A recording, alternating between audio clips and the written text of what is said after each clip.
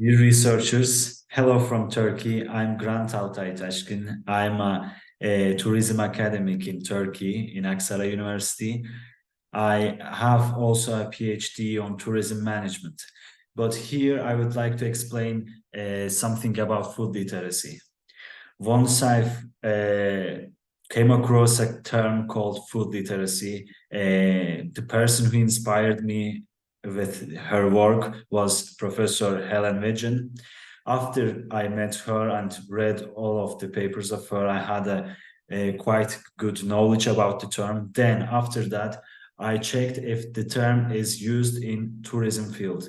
But unfortunately, there was no papers about food literacy and tourism. So does the tourism employees, employers, the staff, do they know about food literacy?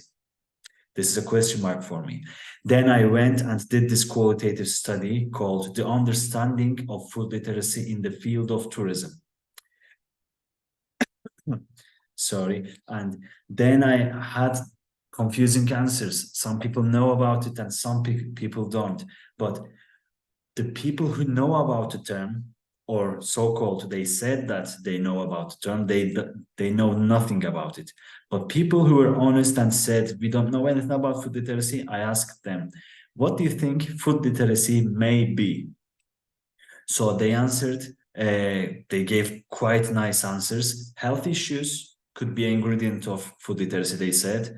Food behavior, access to food information, label reading, presenting the food, how they present the food, knowledge, cultural issues about maybe the origin, the processes, ingredients, research. This is such equivalent to access to food information, researching about it, and preparation, how it gets prepared. So not all of these, but maybe most of them are the dimensions of food literacy. So this was a quite nice conclusion, a nice result. So I think that millions of people are traveling around the world for the year and all of the time, and people are going, for example, think about what is the main thing you ask to tourism staff when you go. Hey, where can I find a hotel? Okay. Where can I visit? Any museums? Okay. But the third thing, or maybe the first thing for some of us, what can I eat? Where's the best place to eat? Or you are allergic and you go to a restaurant, you don't know the place, you don't know the food culture. You ask about the ingredients. You ask about, if you're on a diet, you ask about the calories. Or the origin if you're interested in culture. So there's much more dimensions here. But the important thing in my study is they can only guess, the tourism employees, tourism staff, they can only guess what the ingredients are.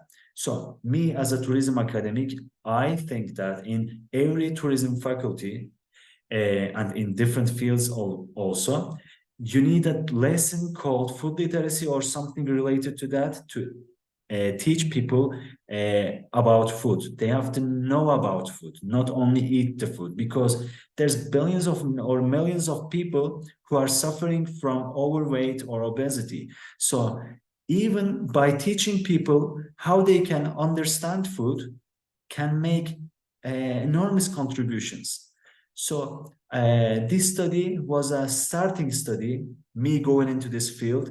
I'm thinking to do more comprehensive studies, and it was the opportunity for me to explain about the relation with food literacy and tourism to you guys. Thank you for listening, and for any other questions or studies, collaborations with Turkey or with tourism and food literacy, I'm also welcoming people to send a quick mail or any questions. Thank you very much.